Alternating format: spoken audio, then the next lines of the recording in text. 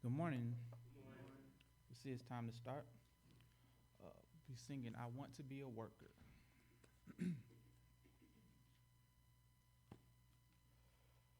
I want to be a worker for the Lord. I want to love and trust His holy word. I want to sing and pray and be busy every day in the vineyard of the Lord. I will work, I will pray in the vineyard of the Lord. I will work, I will pray, I will labor every day in the vineyard of the Lord. I want to be a worker every day. I want to lay the herring in the way that leads to heaven above, where all is peace and love in the vineyard of the Lord. I will work, I will pray in the vineyard of the Lord. I will work, I will pray, I will labor every day in the vineyard of the Lord. I want to be a worker strong and brave. I want to trust in Jesus' power to save. All who will truly come shall find a happy home in the vineyard of the Lord. I will work, I will pray in the vineyard of the Lord. I will work, I will pray, I will labor every day in the vineyard of the Lord.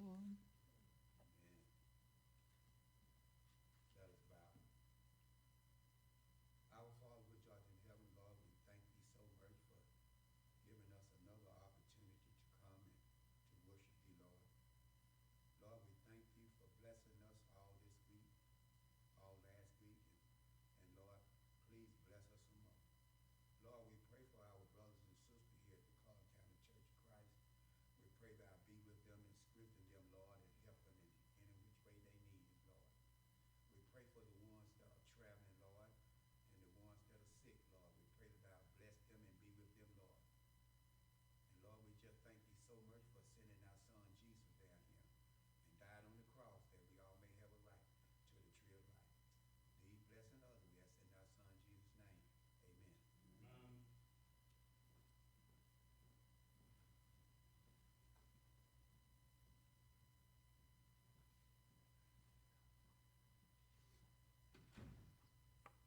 Good morning, good morning. How's everybody doing? All right. Staying warm? Stand I think we're going to be doing that for the next couple of days, huh? Good to be here, good to see everyone. We're thankful to God for yet another opportunity to come together and that we can study God's word, we can grow together, and most of all, we can be encouraged one with another, one to another as we continue to live and move and walk by faith. And so we're thankful that this year has started off great. And so we understand we got to go through that period where we have that cold weather. It is winter. Sometimes people, when this time of the year comes, people become surprised. It is winter. That's a part of the changes in the season, and so nevertheless we have to deal with it. So, if you could go ahead and be turned to Matthew chapter 5. Matthew chapter 5. Still looking at the Sermon on the Mount. And last week we were looking at the idea of Jesus teaching, where Jesus encouraged his followers that if there was anything that caused you to be offended or caused you to offend, you needed to rid yourself of that, Matthew chapter 5. And so Jesus taught that a lot. Look, if you will, look in Mark chapter 9. Mark chapter 9, verses 43 through 49. Mark chapter 9. And whoever has it, go ahead and begin reading it. Mark chapter 9.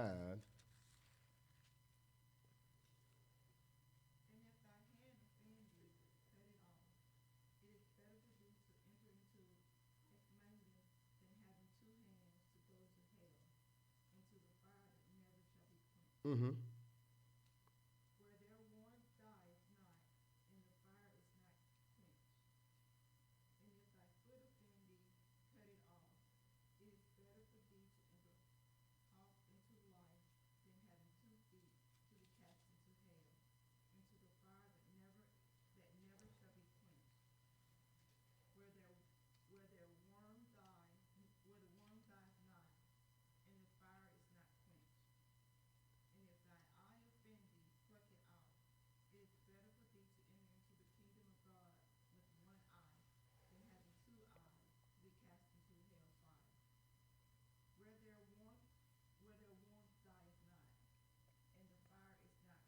So notice now Jesus says, remove your hand, remove your foot, remove your eye.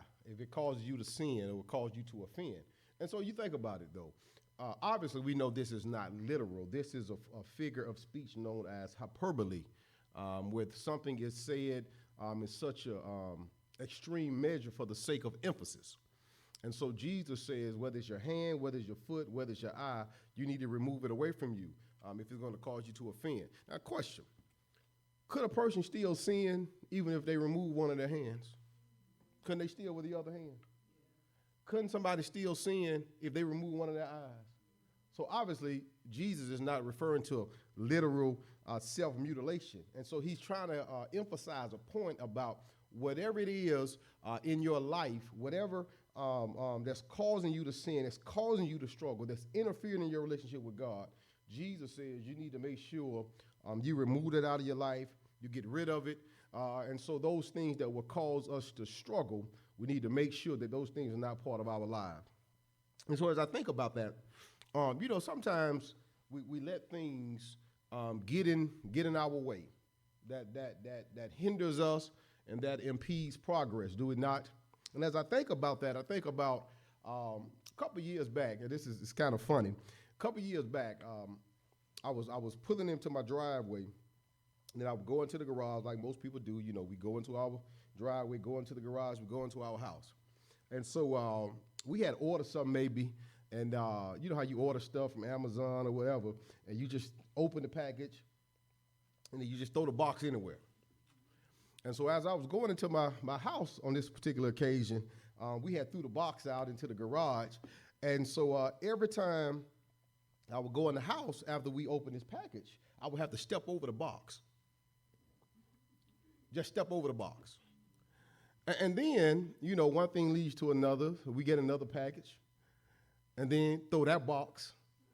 And so it became this thing. And it was so funny. For about 3 or 4 days, me and these boxes were fighting. And so it dawned on me after about 3 or 4 days, instead of fighting with the box, why don't you get you a box cutter, cut the box, and throw the boxes away? And so it dawned on me, here I am struggling with these boxes. I'm trying to get into my house, boxes in the way. Get you a box cutter, cut the boxes, break them down, and throw them away. And so isn't that what we need to do sometimes with things in our lives? We need to rid ourselves of those things that will cause us to struggle, that would impede our progress, that would hinder our relationship with God. And so when you think about that, what are some things that as Christians that can be in our way, that can be a hindrance in our relationship with God?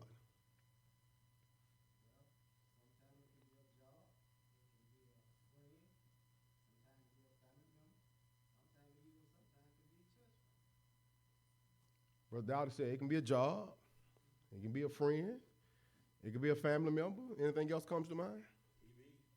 TV, yeah, major distraction. Huh? Alcohol. Food. Internet. Huh?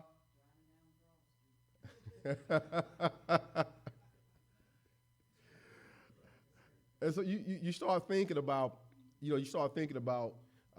what is it that's causing me to struggle? What is it that I just cannot shake in my life? And then you just have to do self-evaluation. So quickly, look at what Paul says. Look at 2 Corinthians chapter 13. Sometimes it is the job. Sometimes it is other people. Sometimes it is family members, drugs, alcohol, people that don't know how to drive, all of these things. But then sometimes it's that person, that man in the mirror. Somebody said if we can ever get self out the way, we might be all right. 2 Corinthians chapter 13, look at verses 5 and 6. What does Paul encourage there? 2 Corinthians chapter 13, verses 5 and 6. Examine yourself whether ye be in the faith. Prove your own self. Know ye not your own self. Notice now, Paul keeps saying your own self. Yeah. Examine your own self. Prove your own self. Know ye not your own self except what? You be reprobates. You be rejected of God. That's what the idea is there. A reprobate is somebody who's rejected by God. And so Paul is saying, in order not to be rejected by God, you need to examine yourself, prove yourself, and know your own self. And so here it is. You can do that for yourself. You don't need anybody to examine you and tell you what you're doing right versus what you're doing wrong. Sometimes a critique is good. But the way God made us, we can look into a mirror ourselves and see where we need to make adjustments, do we not? And so notice now, Paul is saying, do this for yourself. Do this your own self. There are some things in Christianity that we can do for ourselves, and there are some things that we must do for ourselves. And so Paul is saying we got to make sure that we examine our own selves. Any questions or comments? All right, so when we go back to Matthew chapter 5,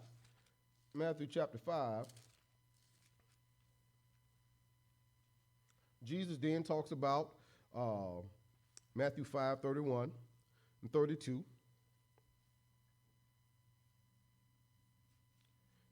It hath been said, whosoever shall put away his wife, who divorces his wife, that's what the phrase put away means, let him give her a writing of divorcement. But I say unto you that whosoever shall put away his wife, saving for the cause of fornication, or in this instance, fornication means adultery, cause her to commit adultery. That's what he's talking about. And whosoever shall marry her that is divorced committed adultery. What is Jesus talking about here? So here in Matthew chapter 5, as well as Matthew 19 and other places, you remember now that coming out of the Old Testament, God told Israel, or he encouraged Israel what they needed to do as it pertained to the women that these men were divorcing. So quickly, run over to Matthew chapter 19, and we'll see exactly what he's talking about. Mind you, by the time Jesus comes on the scene, many of the men had been practicing marrying these women, divorcing these women for any and every cause. And so God had to give them this injunction so as to be a protective measure for the wives. Matthew chapter 19, and let's notice a couple things. Matthew 19, let's start at verse number 4. Matthew 19:4.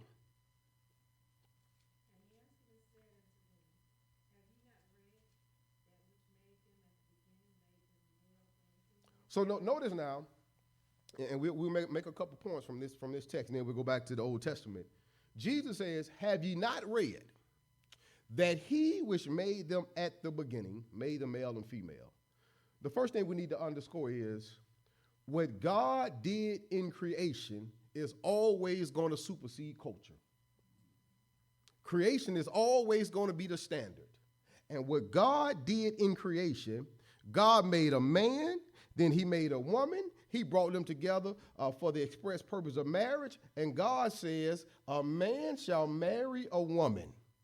So when we talk about the definition of marriage, all we got to do is go back to the beginning of time, go back to creation, and we can see what marriage is. A marital union that is approved in the eyesight of God is a union, a covenant, a relationship between a man and a woman. That's simple. And the reason why you should know that's simple, and I know that's simple, because as long as two people of the same sex stay together, we cannot perpetuate the human race. Isn't that what God told Adam and Eve to do? Be fruitful and multiply. Two men can't do that. Two women can't do that. And now I know now what people are doing. They say, well, you know what? We just go and adopt. As if that's a solution to what God said. Here's the thing.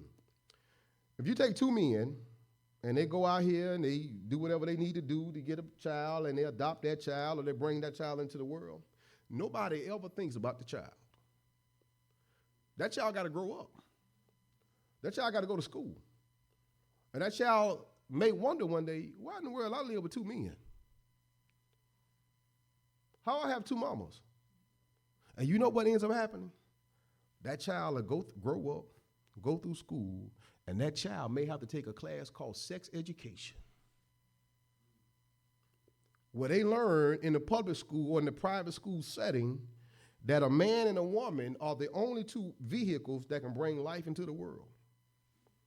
And so for people to say, well, you know what, we're just with artificial insemination, adopt or whatever, they never think about the child. But Jesus says, have you not read that what God did at the beginning? God made a male and female. And then he says, and said, for this cause shall a man leave his father and his mother and shall cleave unto his wife, and they two shall be what? One flesh. Where therefore God has joined together, let not man put asunder. Then what does he say next? In Matthew 19. Verse 7. Mm-hmm.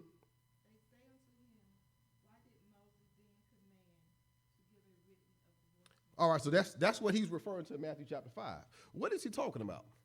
Let's go back to the Old Testament and look at the book of Deuteronomy.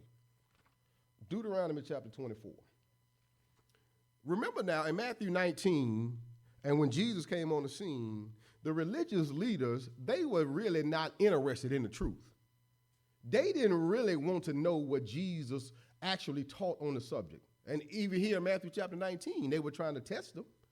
They weren't concerned about the truth. So they said, okay, Jesus, if you're saying that from the beginning of time, a man and a woman are supposed to be together for life, that's God's ideal standard, then why do we have Deuteronomy chapter 24? Look at Deuteronomy chapter 24, and we'll see why God made this provision. Deuteronomy 24, notice verse number 1.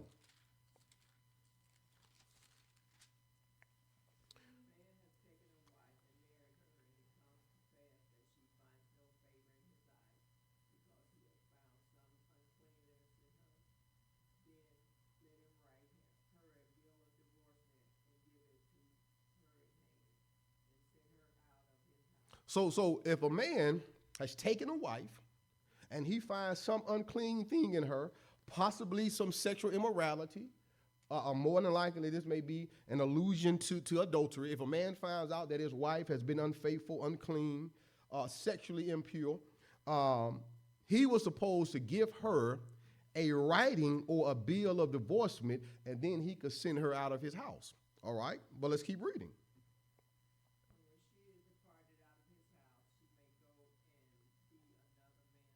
Look at verse number 2. Here's a woman who has committed possibly adultery in her first marriage, but she can go and be another man's wife. So how does this line up with what Jesus is saying? Because that's not what God said at the beginning. In Deuteronomy 24, two things come to mind. Number one, the men were divorcing their wives for any and every cause. So what God did as a protective measure for the wife and for the children, God allowed for that woman to be remarried so she could be taken care of. Notice if you keep reading in verse number 3.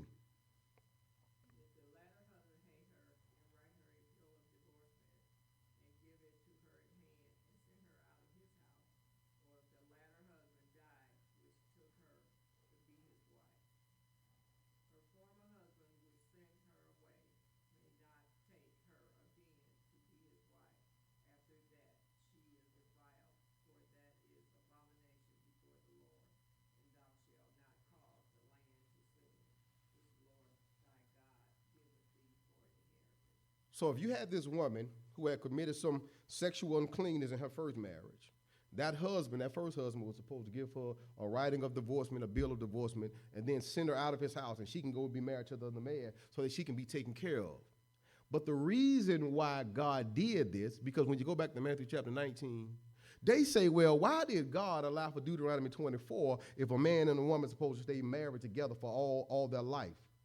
Jesus says, number one, Moses gave this to you because of the hardness of your heart.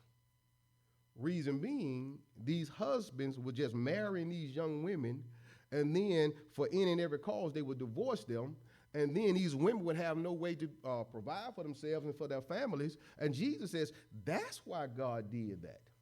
God didn't sit up here and make one rule, one law, and then just change it arbitrarily. No, God did that to take care of the women because the men were taking these wives and then they were marrying them and then divorcing them, and then these women had no way to provide for themselves. That's why God did that.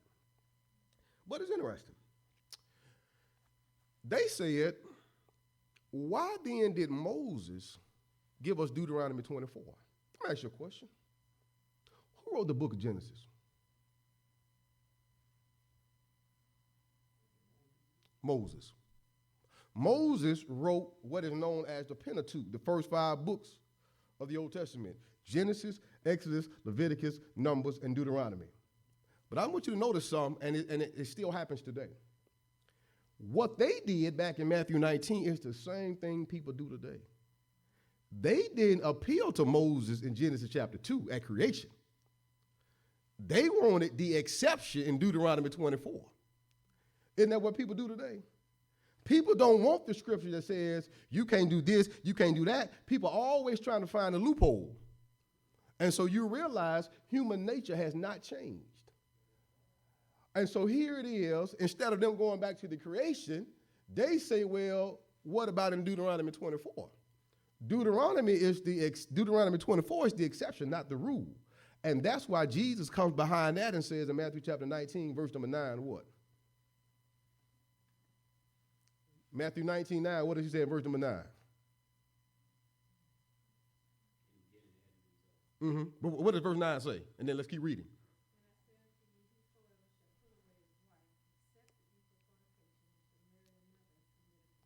That sounds similar to what he did, what God said at creation.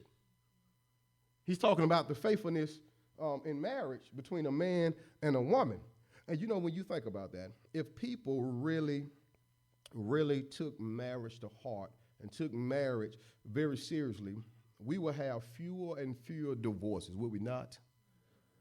Marriage, people treating marriage so flippantly. You know what? You have people that run out to Las Vegas, get married on a Friday, and get the marriage annulled on Monday. People don't respect the covenant of marriage anymore. And you have people that have these different ideas that, you know what, I get married, if it don't work out, you know what, hey, we just jump up and get divorced. And it's a hurtful thing when you realize marriage is a covenant. Quickly, look at Malachi chapter 2. Malachi chapter 2. And it's amazing how that in modern times, people don't respect the covenant of marriage. And this is what I always say. Whenever I'm talking to people before they get married, I'm trying to let them know, man, you know, this is serious business. What you end up having is this in modern day time, especially in today's pop culture. You got people who are more concerned about the wedding than the marriage. You know, you got people worried about spending $30,000, $40,000, $50,000 on a wedding, and weddings are for other people. Now, when you come back from spending all that $30, $40, $50,000 and then you go on your honeymoon, guess what? You got to try to substantiate a marriage. And so people are more concerned about the day, them couple of hours, than they are the lifetime, the commitment, the covenant of marriage. So Malachi chapter 2, verse number 14, what does Malachi say there?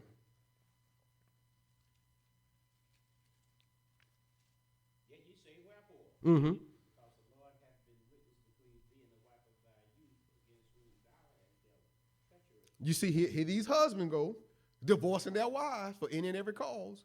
What else does he say? Yet is she thy companion and the wife of thy covenant. She is the wife of thy covenant. Notice now, Malachi calls these wives, number one, she the wife of your youth. You know what? That's the wife of your youth. You met her when she was young, and you were young. Y'all been married for a long time. That's the wife of your youth. Not only that, she's the wife of the covenant. But what does God hate? Uh-huh. And did not he make one, yet hath the residue of the Spirit, yet hath he the residue of the Spirit. And wherefore one, that he might seek a godly seed. That's why marriage is important. Marriage is important for procreation, for the bringing up of children, perpetuating the human race, that he may seek a goodly, a godly seed. And that's why marriage is important. And people need to understand that we need to view marriage through the same lens that God views marriage, as an important concept, an important covenant. Then what else does he say? Therefore take heed to your spirit, and let none deal treacherously against the wife of your youth. Mm-hmm. For the Lord, the God of Israel, said he hated putting away. God hates divorce. That's what Malachi 2, verse 16 says. God hates putting away. You know, I don't think people realize, you know what, God in a lot of ways is just like us. God got some pet peeves. Don't we all got our pet peeve things that we just hate, that we can't stand? What are some of your pet peeves? Some people say, well, you know what, I can't stand a liar. Some people say, I can't stand people that are lazy. Well, there's some things God hates. You look at Proverbs chapter 6, these 6 things that the Lord hate, yea, 7 are abomination: a proud look, a lying tongue, hands that shed innocent blood, feet that be swift to move to mischief, hands that divide, a heart that divides a wicked imagination, and he that soweth discord among the brethren. And even here in Malachi, God says he hates divorce. You think about that. How many times you go up and down the highway, driving up and down the highway, 285, 85, 20, 75, 55, wherever your destination will take you. And you see these signs. And the sign says, divorce, $2.99. Divorce, $1.99. Divorce, $99. Mark my word. I'm waiting for the day when you see the sign, divorce, buy one, get one free. I'm waiting on that day. Because that's how flippantly people view marriage. Do they not? Any questions or comments? Yeah, go back to Deuteronomy 24, you know, that phrase, some uncleanness in her. That Hebrew word for uncleanness, it means nakedness, nudity, improper behavior, Right. proposed behavior, especially of the Sexual kind. yeah. Mm-hmm. My question is, you know, usually when we talk about divorce, we say fornication. Mm-hmm. Okay, let's say if there is a husband or a wife who strips at a strip club, would that be grounds for divorce? You know, fit in that definition. Well, it's interesting when you think about, like you said, the word in Deuteronomy 24, uncleanness. It was basically euphemism for sex, which we would say fornication. But what's interesting, you know, when you really think about it, you know, if you say, well, it's just a matter of a person taking their clothes off. The problem in modern times that even when you talk about the strip club and all these different things, whatever, it goes beyond that. You know, a lot of people say, well, you know what, she just dancing, you know, at a strip club. So like, no, they doing more than that. Most of the time, these women are actually going to, they having sex. They are doing things more than just taking their clothes off. And so that's why when you look at the word uncleanness, it has all these different definitions. But really, when it comes down to it, it's just really another way of saying adultery. And so he's talking about the physical act more so than somebody just taking their clothes off. And so what you have is you have Deuteronomy 24 consistent with Leviticus chapter 18. Look at Leviticus chapter 18 and look at the word again. Leviticus 18. And so it's not just somebody taking their clothes off, but the idea there of some type of sexual impropriety. Leviticus chapter 18, let's start at verse, Leviticus 18, start, if you will, around about verse 13. Thou shalt not uncover the nakedness of thy mother's sister, for she is thy mother's. As a matter of fact, back up to verse number 6. And notice now, repeatedly, Leviticus 18:6. None of you shall approach to any that is near of kin to him to uncover their nakedness. I am the Lord. The nakedness of thy father or the nakedness of thy mother shalt thou not uncover. She is thy mother. Thou shalt not uncover her nakedness. The nakedness of thy father's wife shalt thou not uncover. It is thy father's nakedness. The nakedness of thy sister, the daughter of thy father, or daughter of thy mother, whether she be born at home or born abroad, even her nakedness thou shalt not uncover. So you go all the way down from verse number 6 to verse number 18. In every verse, nakedness, nakedness, nakedness. In the same context, you got adultery, you got bestiality, you got homosexuality. So in this context, just like in Deuteronomy 24, the idea of nakedness really is more so along the line of the physical act. So when Moses describes Deuteronomy 24, uncleanness or nakedness, he's talking about the physical act. More than likely, he's dealing with some type of adultery, some type of fornication. So it's more to it than just a person taking their clothes off. But getting back to the question, if a person just take their clothes off and that's all they do, it wouldn't be wise. It wouldn't be wise for a man or woman to be a stripper because you got to think about the environment, the temptation, all those things that's going to ruin a marriage. And so that would not be the best way to try to solidify a marriage if your spouse is working in an environment where they strip for a living. And so that's just not going to be conducive to somebody trying to be faithful in a marriage. So.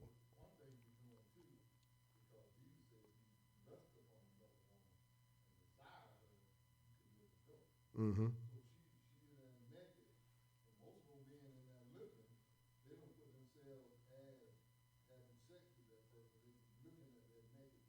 Mm-hmm.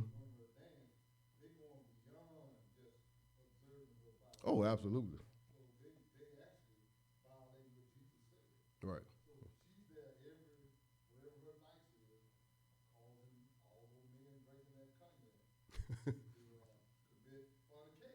Yeah. Yeah. So that would not be in the best decision of a woman who is trying to make sure that her marriage is legit and she stay faithful to her husband if she's in that type of occupation. So. Okay, so would a man or woman who does that stripping, would that fall more in line with the sin of lasciviousness? Absolutely.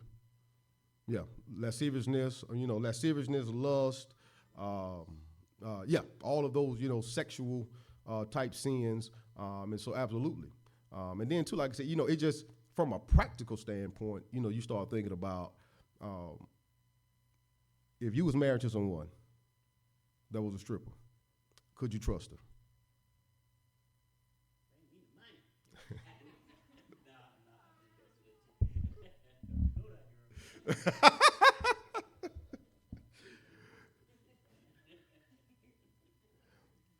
It'd be hard to you at home thinking, your wife, she, what, and 8 o'clock, she get off. That'd be hard. So, you try to encourage young people not to go down that route of having to do stuff like that, in order to provide a living. because that's a slippery road. And people say, well, you know what? People got to do what they got to do. Yeah, they ain't got to do that. They ain't got to do that. Just like a person doesn't have to sell drugs. And so all of these lifestyles that are filled with vices and stuff, we need to try to warn people to stay away from. Sister Carrie.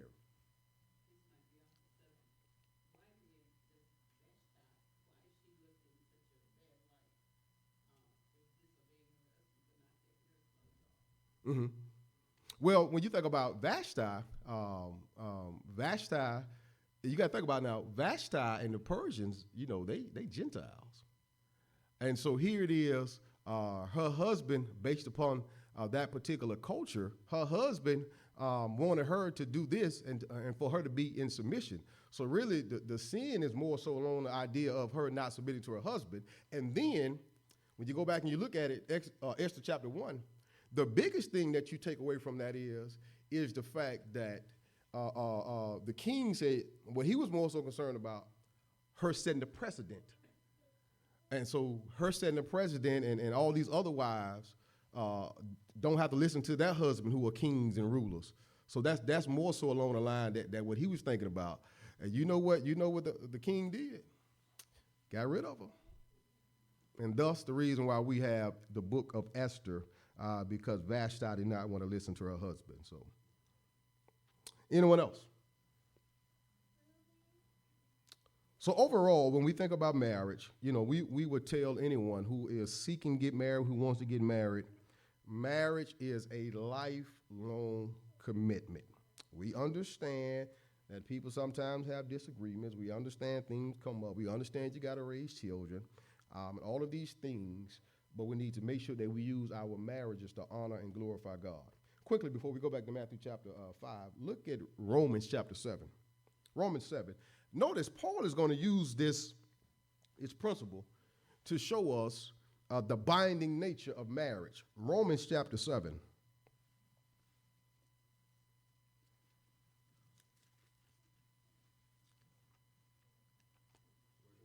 Yeah, verse number 1.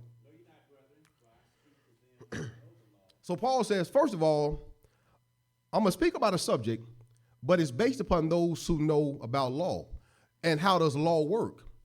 Law, in the principle that he's going to use, law is binding as long as a person is alive. The reason why that's important, you think about right now, tax season is coming up, right?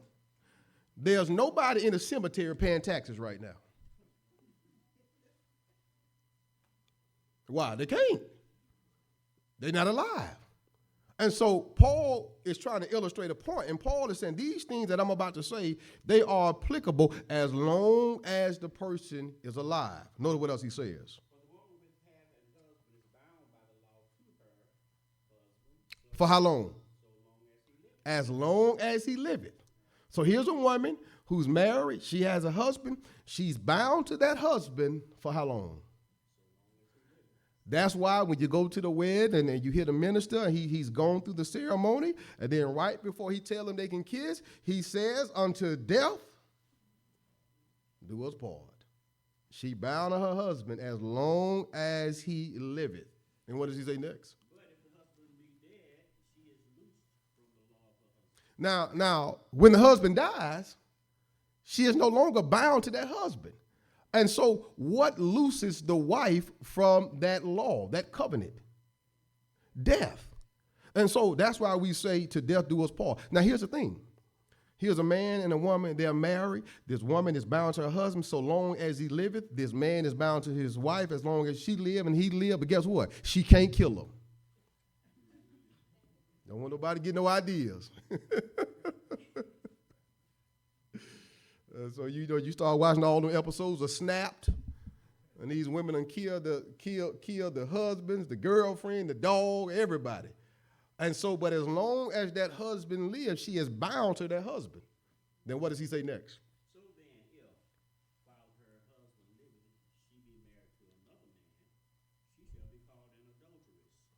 But if her husband be dead, she is free from the law, that law, so that she is no adulteress, though she be married to another. Okay, now notice now, Paul uses this illustration of marriage to make a point. He talks about marriage between a man and a woman, that while they are living, they're married to each other, they're bound to each other. But then the only thing that can separate or break that bond is what? Death, right? Now look at verse number 4. Wherefore, my brethren, ye also are become dead to the law by the body of Christ. He used marriage to illustrate the point about the law of Moses. Paul in Romans chapter 7 is trying to show and convince Christians that they are no longer under the law of Moses, but he uses the illustration of marriage. What freed these Christians, these Jewish Christians, from the law of Moses? Just like in the principle of marriage, a death had to take place. And what happened in Romans chapter 7, the law didn't die. A law can't die. Jesus died. And through the death of Jesus, man is freed from the law of Moses. That's why when you get to Romans chapter 8, notice how Romans 8 verse number 1 starts off. There is. Therefore, now no condemnation to them which are in Christ Jesus. Uh-huh. Who walk not after the flesh, but after the Spirit. For the law of the Spirit of life in Christ Jesus hath made me free from the law of sin and death. For what the law could not do, The law, that third law, that's the law of Moses. For what the law could not do, God did do. How did God do it? God sending his own Son in the likeness of sinful flesh, and for sin condemned sin in the flesh. How did Jesus do it? By him dying on the cross. So it took the death of Jesus to free us from the law of Moses. And he illustrates that by using the illustration of marriage between a man and a woman, where a death is the only thing that can free that spouse from that previous marriage. Any questions or comments? So when we look at Matthew chapter 5, Matthew chapter 19, we need to see the importance of marriage, and we need to understand that we need to emphasize to our children, especially at an early age. Our children understand marriage is the real deal. And before you get married, you need to understand whether or not you want to do this for a lifetime. As a matter of fact, if you go back to Matthew chapter 19, go back to Matthew chapter 19 quickly. Look at verse number 10. The apostles, they got the message. Matthew chapter 19. Matthew chapter 19, look at verse number 10.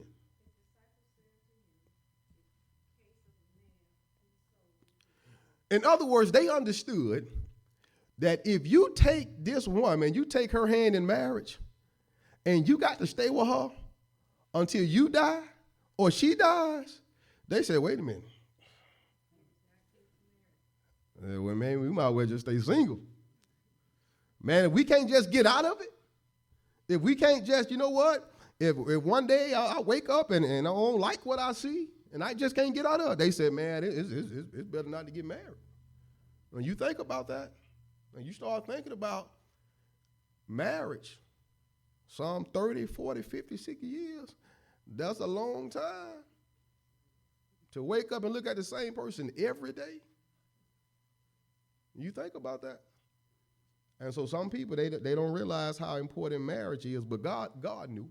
Thus, the reason why he gave us the covenant of marriage. Any questions or comments?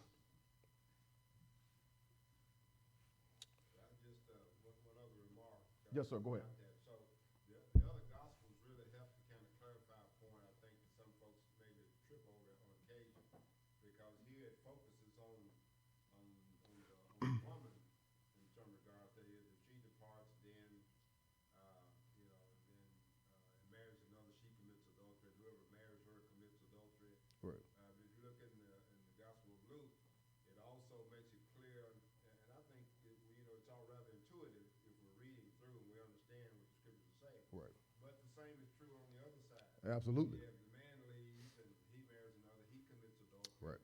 Whoever marries him commits adultery as well. Absolutely. Except for that exception, of course. Right. Yeah. Absolutely. As a matter of fact, But the other gospels make that very clear. oh, absolutely. Look at Mark chapter 10. Mark chapter 10. Mark 10 corroborates Matthew 19.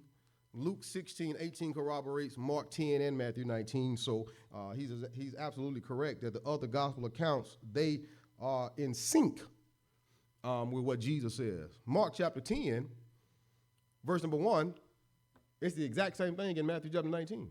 Mark 10:1, what does he say? And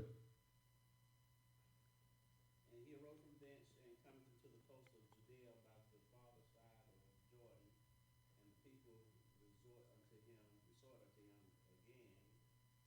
And as he was wont, he taught them again. Mm-hmm. And the Pharisees came to him. Here they go. Is it lawful for a man to put away his wife? Tempting him. And he answered and said unto them, what did Moses command you? So the Pharisees want to know, can a man divorce his wife for any and every cause? This same thing in Matthew chapter 19. See, and not only that, you add to that, in the first century, in Jesus' day, not only did you have Genesis 2 and Deuteronomy 24, you had two major school of thoughts about marriage. You had the school of Hillel. Hillel said you can get divorced for any and every cause. If your wife don't know how to cook, you can divorce her. If she don't know how to clean, you can divorce her. As I think about that, during COVID, people had so much free time on their hand, and somebody had this meme, and it was a picture of a bathtub and it had a ring around it. You take a bath in the bathtub and it got the ring around it, and somebody said, if your house looked like this, and you got a ring around the tub, and you talking about you want to get married, you were about the wrong ring.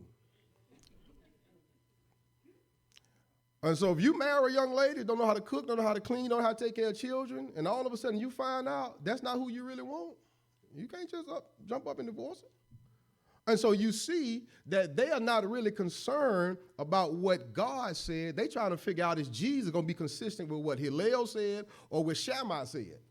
Shammai said it has to be for what God said. But notice what he says next.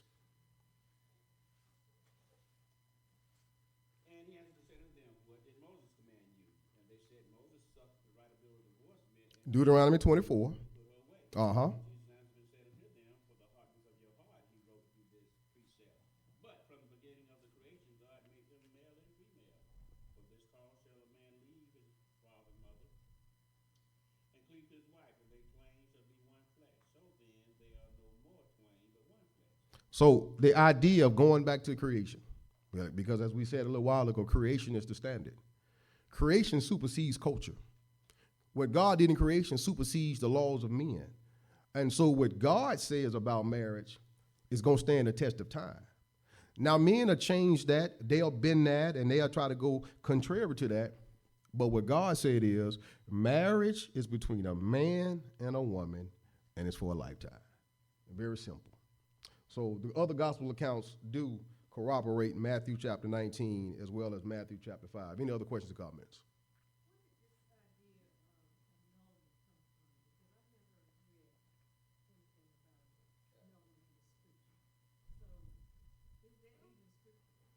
Well, annulment is just, I think, a technical way of saying divorce.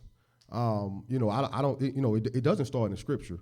I don't know exactly where the root of it starts from, but I do know that, when people get, they say, well, I'm getting an annulment, or people say, I'm getting divorced for irreconcilable differences.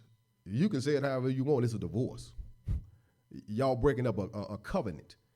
And so people need to understand that you can't just get married, view marriage flippantly, and then turn around when it don't go your way.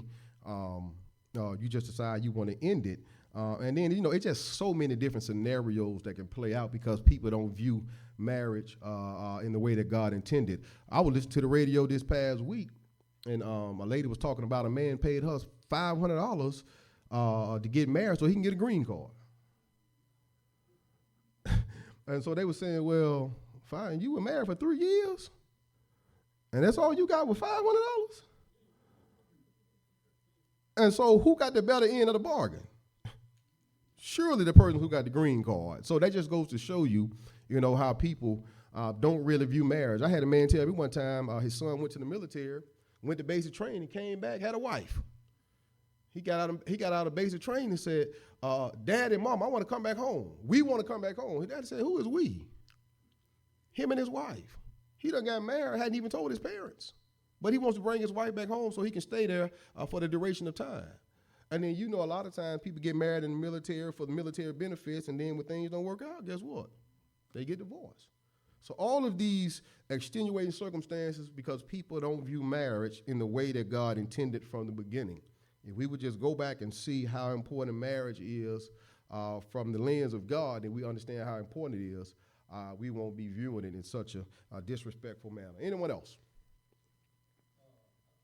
I may be wrong, but I can be fact checked. I think my memory of history that Catholic Church brought another one to free up of a king who wanted to divorce his wife. So they created a daughter so he wouldn't be wrong with Catholic Church and be in conflict with the king. I may be wrong, but just fact check. But I know that. Yeah, I go back and look it up. And that's a wonderful thing about technology now. You know what? If we had time, we could just Google it. But as we do know, practically speaking, this is just another way of people separating and ending a marriage. Anyone else? But I definitely look it up. That'd be interesting to study. Anyone else?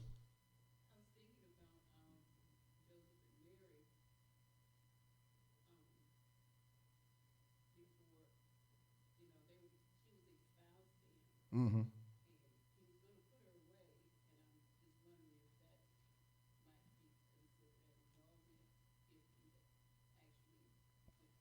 Well, when the Bible says that he was espoused, so they were still in the former stage of an engagement.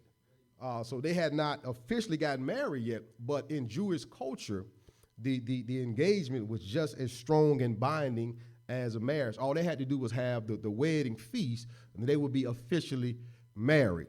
But when Joseph got wind that his wife was already impregnated, he was going to end that. But thanks be to God, he did not, and he was encouraged not to do so by the angel of the Lord. So quickly, before we close, look at Hebrews chapter 13 and verse number 4. Hebrews 13 and verse number 4.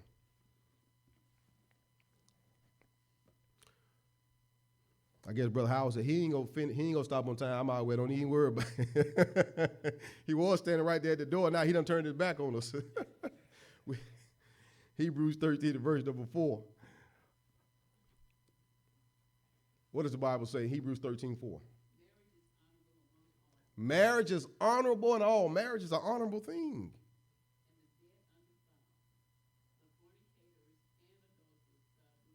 So the Hebrew writer says marriage is honorable. The King James says marriage is honorable in all, but whoremongers and adulterers God will judge. So we need to understand that marriage is a divine commitment, is a divine covenant because it came from God Almighty. We'll pick this back up on next week, Lord willing. Thank you for your kind attention and your comments. Thank you.